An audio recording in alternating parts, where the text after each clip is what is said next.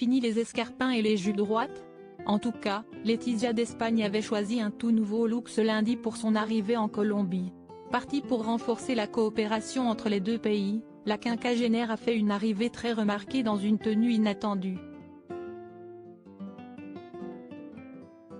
Accueillie par la première dame, elle n'était en revanche pas accompagnée de son mari Felipe. Après presque 20 ans de mariage, elle gère même les visites à l'étranger. Partie en solo pour la Colombie, Letizia d'Espagne est arrivée en Amérique du Sud sans son mari Felipe V ce lundi soir. Et elle a étonné à sa descente de l'avion avec un look très loin de ses jupes et de ses escarpins habituels. Elle avait en effet choisi une chemise blanche accordée à un pantalon cargo beige de chez Stradivarius. Et aux pieds, pas de talons aiguilles mais de grosses bottes Panama Jack qui complétaient une tenue confortable mais très inhabituelle. D'ordinaire bien plus élégante, la reine avait en réalité adapté sa tenue à ce qui est prévu pour elle lors de ses 3 jours en Colombie.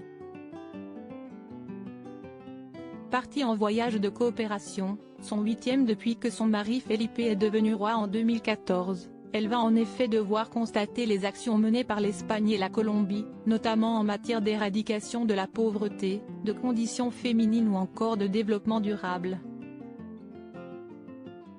Un voyage humanitaire pour lequel elle a été accueillie en grande pompe par la première dame colombienne Verónica Alcocer à Carthagène.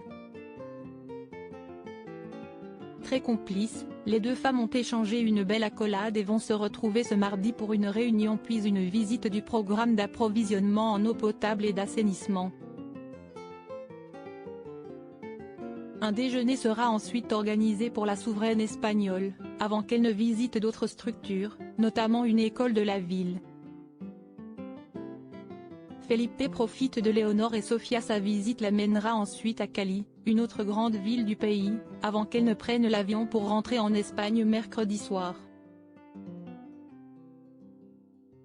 Elle y retrouvera son mari Felipe qui est resté à Madrid, probablement en compagnie de leurs 2 filles, Léonore et Sofia, 17 et 16 ans, qui ont déjà terminé leur année scolaire.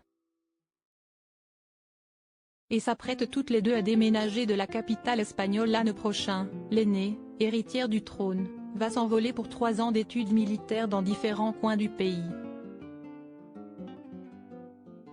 La cadette, quant à elle, s'apprête à aller étudier au Atlantic College, où sa sœur vient de terminer ses études et d'obtenir l'équivalent du bac. 2 ans d'études qui lui permettront de devenir une princesse européenne de premier plan, et de soutenir sa sœur, future reine. Un joli défi.